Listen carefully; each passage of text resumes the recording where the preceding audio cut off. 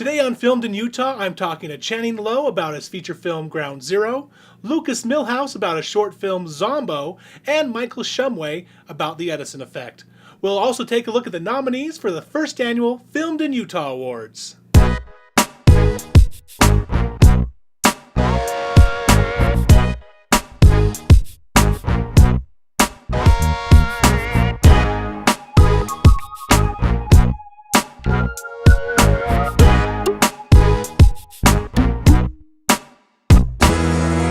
So Channing, tell me a little bit about Ground Zero. What's this whole story premise about?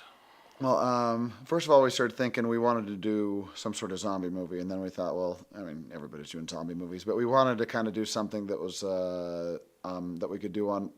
Well, zombie movies usually take a big budget to do because you have a lot of makeup, a lot of. If you're going to have hordes of zombies, of course, then it's going to be a lot of money, a lot of actors, a lot of extras. So we were thinking, what if we simplified it, brought it down to the point where the zombie infection starts, hence the name Ground Zero. So this is just like the beginning of the virus or whatever it ends up being. We don't really explain all that, don't get in depth as much as just try to make a zombie movie where it begins.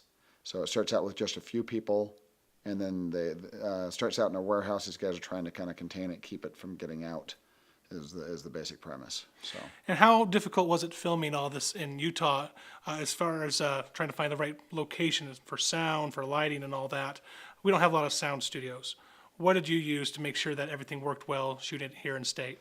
Well, once again, since it's a low budget, or no, pretty much almost no budget. What we thought is, or what we usually do is we find one location.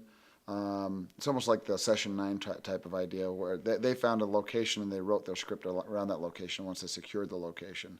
So we did a similar thing. We went and looked around, and somebody said they had access to this warehouse. A friend of ours that runs some apartment buildings and some warehouses that he manages had a warehouse. He said, "You're welcome to come shoot here on weekends." So then we thought, okay, how can we do this now? And we started writing a story idea around that location. That's a great idea. I like that. So instead of writing the script and then trying to find those locations, you find the location first and write it around that. Exactly. I think that would make a lot of sense, especially if you're trying to keep it within a really confined budget, and really even keep your shooting days down. And it did. Because I mean, and the whole thing doesn't take place in just one location. But when we write with the mind of, can we find this location? Is this going to be a difficult place to find? So we do things like it starts out in the middle of nowhere in the desert. And then it's apartment buildings, which is easy to find, and a few other locations. But once they get to the warehouse, about 2/3 of the film takes place within the warehouse. So. Now the film's all done, and it's already hit the film festival circuit. What kind of response did you get out on the circuit? Well, we got a fairly decent award or response. We had a couple awards. We had an Audience Choice Award with locally. We got a couple awards. We got the Salty Horror Film Festival Audience Choice Award out of it, and it was also in the Foresight Film Festival, and then been in a couple of out-of-state film festivals as well. But we got a couple little recognition awards. No major prizes, but at least a little bit of recognition. And from the film festivals that you were premiering at, you also, I understand, got picked up by a distributor. It did, yep. One of the film festivals that we had out east, we actually sent it out to a bunch of distributors to try to get some interest, and we had a few of them call back. And then the one that we did go with is somebody that saw it at the film festival out back east at one in Pennsylvania, and they called us and said they'd be interested in distributing it, and they had the best deal out of everybody, so we went with them. So. And what was the name of the film festival out in Pennsylvania? It was the Erie, Pennsylvania Film Festival. And that's specifically a horror film festival. That is. So a lot of filmmakers, when they're making their film, they'll try and take it and splatter it at every single film festival. That doesn't seem like a really smart idea for me. Did you just focus on just horror film festivals? About half and half. We knew that it would probably do better at horror film festivals, so we shipped it off to a bunch of horror film festivals, and actually a couple of online film festivals as well.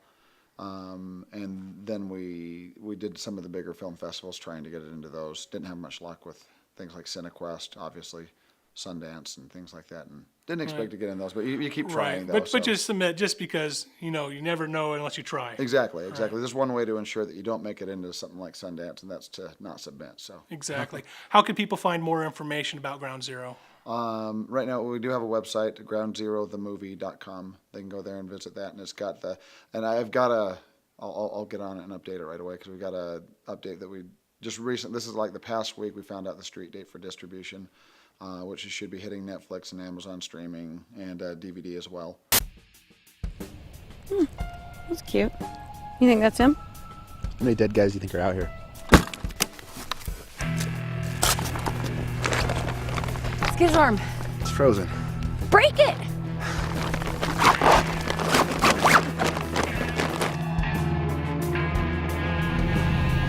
Jarris, Greer, delivery. You guys are quick. Quick and good. Sounds kind of high profile. It is. How many? 5 photos. We're supposed to be done by what time? 3 p.m. We're gonna need a mop. Who the hell are you guys? We're your co-workers. We're the cleaners. These guys must have pissed off somebody pretty good, huh? All right, we have till 3 p.m. I want to get out of here by 2. That's 5 hours, 1 body per hour. We're gonna split up. We're gonna start with 2 bodies closest to the door, work our way up till we get to our lucky winner right here. All right. That's how we're gonna do it.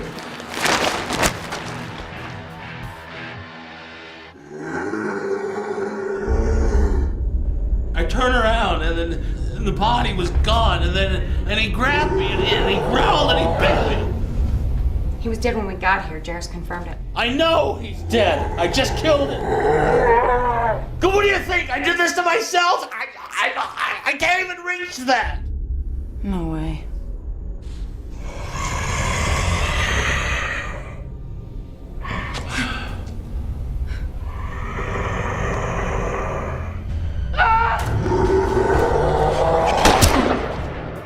Nice.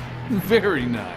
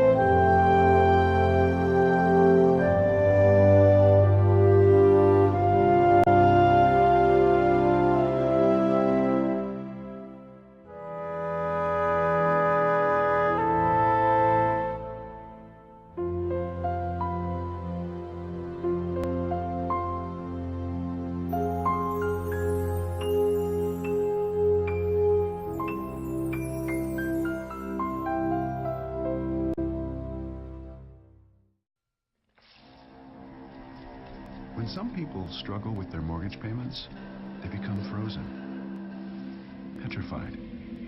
Not knowing what to do, they do nothing. But the people who take action are far more likely to get the most positive outcome. Making home affordable is a free government program. Call now to talk one-on-one with a housing expert about the options that are right for you. Real help, real answers, right now. Did you buy the flashlight and the batteries? Yes. Did you make sure we're not missing anything in the first aid kit? Yep. Did you go through the plan with the kids again? Yes. The more you prepare today, the more you'll be able to reduce the devastating effects of a tornado, an earthquake, a power outage, or any other disaster.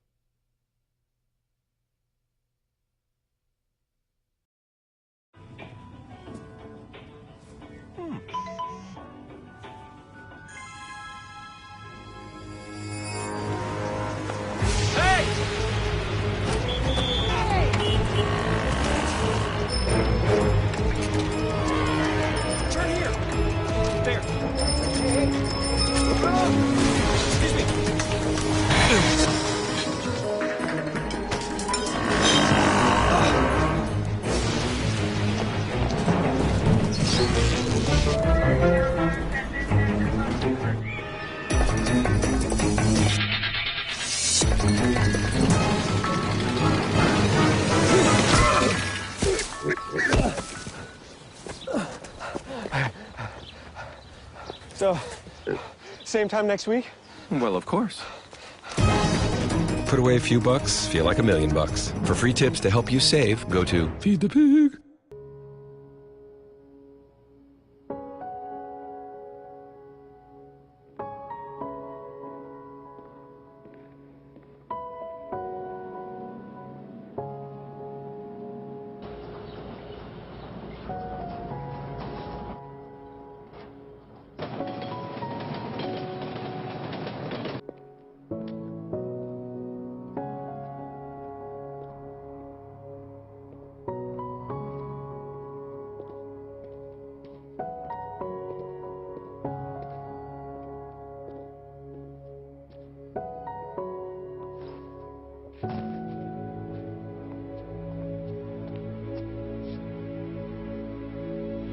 Welcome home, man.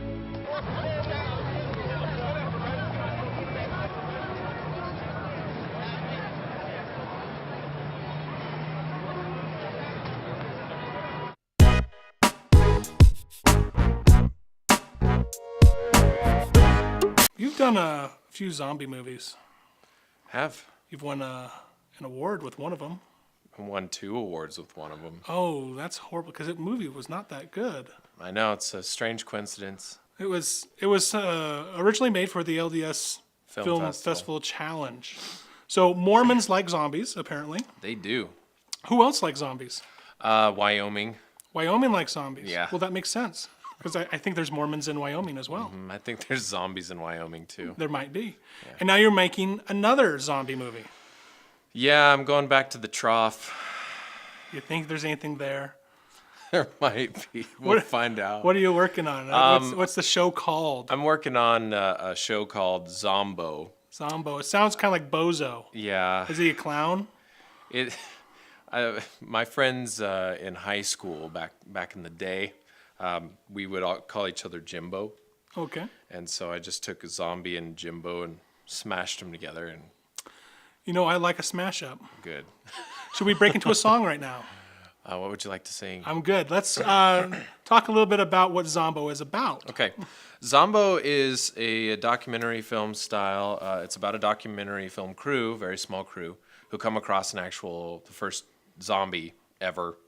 And so they kidnap it to document it. Well, of course. What else would you do if you found a zombie? I know. Just Let's take it home and keep it as a pet and see what it does. Exactly. So they take it home and put it in their garage, and we go from there. So it sounds like a pretty interesting film. How much do you think it's going to cost you to make it? Well, we have a goal of $4,000, but my Indiegogo account is shooting for $2,500, just to cover just basic costs like makeup, a couple of effects that we'll need.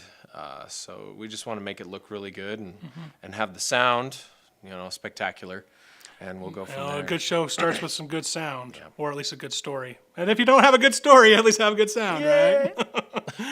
So how long do you have to raise the money on Indiegogo? When are you looking at actually going into production? We're going in the first week of March. We're shooting for 5 days on weekends, and we're also in need of crew.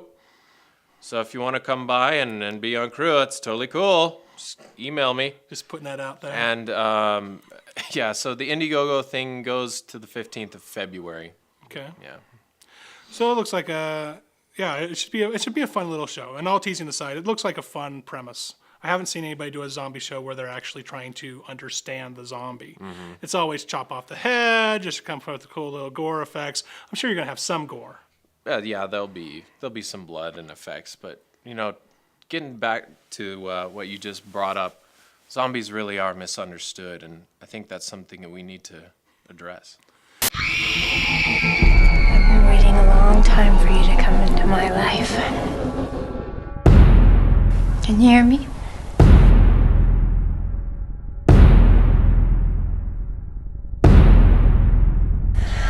Can you understand me?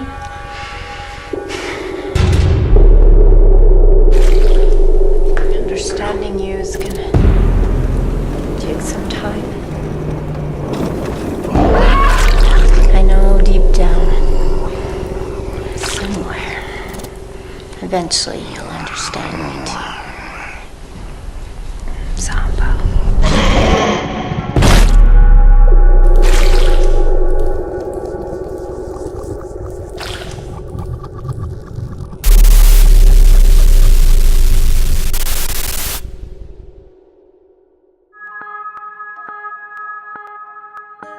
9/11 Memorial will honor my partner and the officers who responded that morning.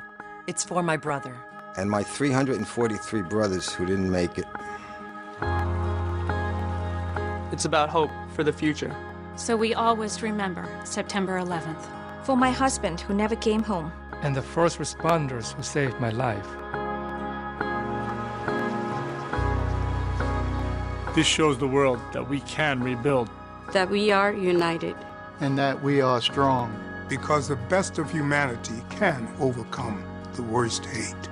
It's for all the heroes like my dad.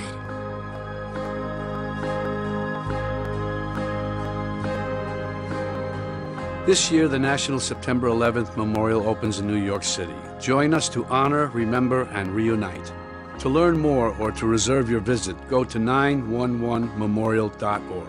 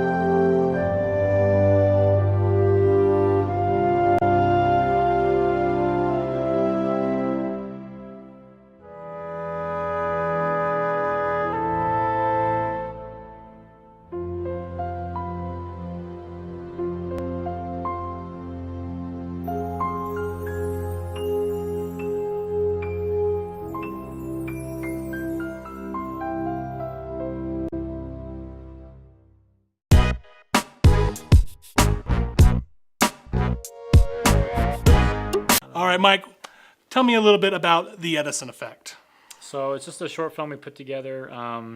It's a political thriller type film. We were just doing it as a fun project, but it's also as a, we have a feature film script in the making that the short film is kind of a pitch for. So it's kind of like a trailer short film hybrid, but mainly just a marketing piece to pull in investors to do the feature. So. Okay, and what does the Edison Effect mean, actually, the term? So when someone goes in to watch this film, they don't get the wrong idea. Well, it's pretty scientific, but in general, it's Thomas Edison discovered this when he was creating his light bulbs. It's where a substance has too much power going through it, that the substance can't take it anymore and self-destructs. And so in the film, we talk about how government, corporatism, politicians have way more power than they should have and are taking advantage of that. And so the film talks about this militia group that comes in and tries to take control, and the system isn't working, so we have to do something about it. And they kind of take it to the next level of vigilante justice. Okay. So one of the things I liked about your film was that the cinematography was really on point. Who was your DP on this project? That was actually myself. Wow, you did a fantastic job. Thank you. And this is without me knowing that you did that, okay? So I'm not trying to butter you up or anything. Really, it was some fantastic cinematography, great acting. Now, did you try to direct it while you were doing the cinematography? Yeah, I mean, we had camera operators that were helping out, and we had, obviously people on set. So yeah, I was directing and DPing as well, and yeah, it was a great time. We had a lot of fun. So. And it looks great. And where can we find copies of the Edison Effect? Is it available online? Yeah, if you go to theedisoneffectmovie.com, you can view the entire thing online and share it or whatever you want to do. So. And what else are you working on? Yeah, we have a feature in pre-production right now. A script is being written by Rick Hansberry over on the East Coast. It's called Alienate, and it's a alien thriller. Should be a lot of fun. We'll be filming late spring in the Denver area as well as in Salt Lake, and we have a lot of talented people on board, and we're excited about it. So if there's anybody with money out there, we're always willing to take more of it. So. Isn't that always the case for filmmaking in Utah? So how long have you been in the state? Are you a native Utahn? Yeah, roughly. I went to high school here. I'm originally from Southern California, but I've been here the last decade. So. And have filming in Utah been easy for you or difficult, or how is it for an independent filmmaker here in Utah? I'm fairly new to the industry from the filmmaker side. My background is in film composing and music. I've done quite a few features with theatrical releases, and that's kind of where my background lies. So the whole directing and filmmaking. This feature film will actually be my debut as a filmmaker in a feature. But as far as Utah goes, Utah has been great to the extent of, I think we have a lot of talent. The talent is a lot cheaper than in LA. In LA, there's a lot more regulation. There's a lot more permits. I mean, everything is, all the unions, everything gets more complicated. So I think Utah's a great place to find the talent, find the crew. And obviously, we have great locations here that are phenomenal, and they're all within an hour of each other. And all those things make Utah a great place to film. What, if anything, would you change about the whole structure or the how we film in Utah? Do we need more sound studios? Do we need more financial support from the film commissions or those type of programs? I mean, like you said, I think every filmmaker is looking for more money. And I think that's really where it comes down to. I think a lot of the money comes out of LA, and thus they're looking for LA talent most of the time. I think what would be really great is if we had more investors looking at the Utah scene and realizing that they can probably get more out of their money if they just use the Utah talent versus the LA side. So I think that'd be a huge help. I think there's a lot to say about that. It's more economical to shoot here. Right. We are not as regulated as in LA. We don't have the unions. Right. We don't have a lot of the red tape. But yeah, so economically, it's smart to film here. Logistically, it makes sense to film here as well. And the return on investment is that much greater. Truly. So. The only thing to our detriment, I think, is that we don't have more studio spaces available for larger scale productions. Very true. But other than that, I think we've got everything that everyone needs to make a film here. I mean, obviously, you still have the issues of distribution. All the big distributors are LA, New York, and that's going to be a tough thing to break just because of the amount of resources that it takes to distribute a film nationwide or worldwide. And so from the production side, I think Utah is great. I think LA still has a long way to go before they release their clench on the distribution side of things. So.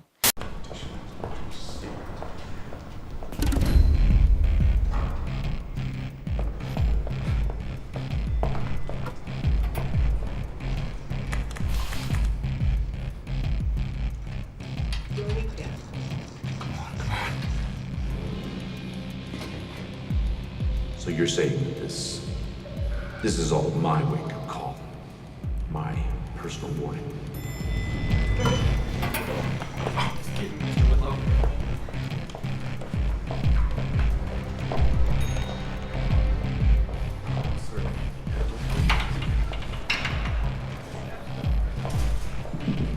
Threat on the second floor. Take care of it. Now.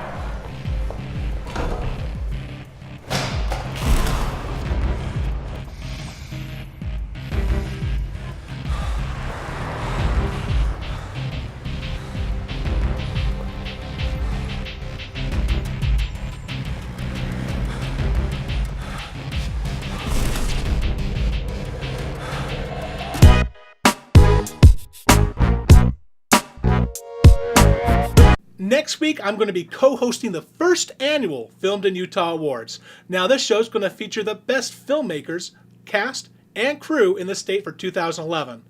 Now, over 10,000 votes have been counted, and the winners will be announced next week on the show. Let's take a quick look at the nominees.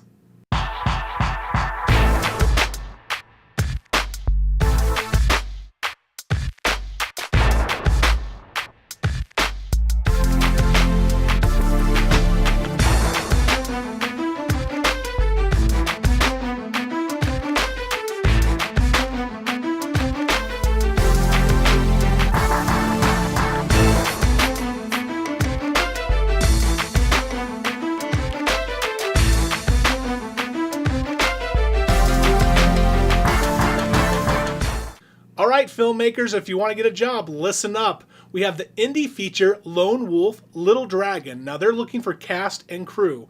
They want you to send a resume to info@aerostormentertainment.com. Mistletones is also looking for crew. Send your resume to mistletones@gmail.com. 12 Dogs of Christmas 2 are looking for crew and dog extras. Now, all you have to do is send in those resumes, or if you have a dog, make sure you're sending in a photo as well, to 12dogsfilm@gmail.com. Left Turn is looking for cast and crew. Send emails and headshots to lifeelivatedfilm puddlemonkey@gmail.com. Puddle Monkey Productions, the company that made Sister Wives, is looking for production managers and production coordinators. They're also looking for editors. So send those reels and resumes to info@puddlemonkey.tv.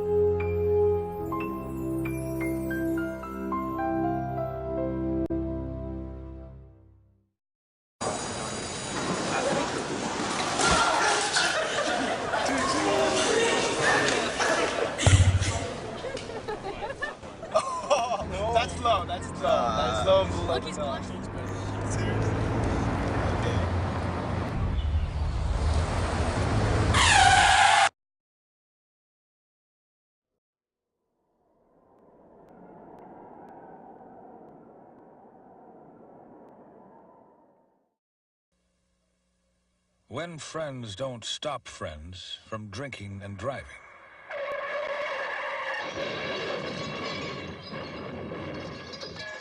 Friends die from drinking and driving.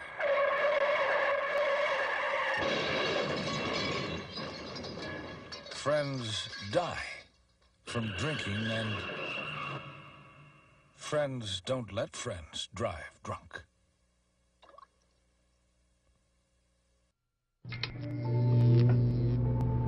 Traditional light bulbs actually generate 9 times more heat than light. Let's switch to Energy Star light bulbs and stop burning through cash. Saving energy saves you money. Advertising on Filmed in Utah is the affordable way to get your message out to thousands of local residents. Come see what affordable advertising options we have waiting for you on our website, filmedinutah.com. Now be sure to catch next week's episode because, hey, it's the first annual Filmed in Utah Awards. Now if you'd like to watch the whole show online, you can do that at filmedinutah.com for free. Well, that just about does it for me this week. If you have any questions or comments, please feel free to send them to me at filmedinutah.com. I'm Warren Workman. Keep filming, Utah.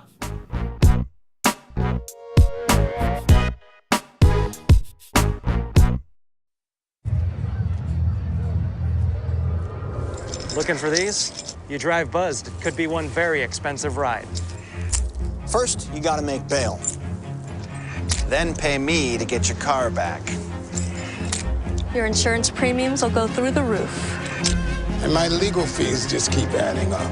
All told, it could end up costing you $10,000. Nothing kills a buzz like getting pulled over for buzz driving, because buzz driving is drunk driving. Right now, over 13 million people are affected by famine, war, and drought in the Horn of Africa. So I need you to do more than just watch me. I need you to act now. Tweet, post, whatever. Just forward. Because saving lives doesn't take a lot. It just takes a lot of us. And it's why I want you to forward these facts. The more people who know, the more money we can raise. And the more money we raise, the more people we can help. Text GIVE to 777-444 to donate $10 and forward the facts. $10 can feed a family of 6 for 2 days. $10 can vaccinate 17 children against measles. $10 can feed a child for 10 days. So go ahead, forward me to everyone you know. And to those people who just got this, now it's your turn.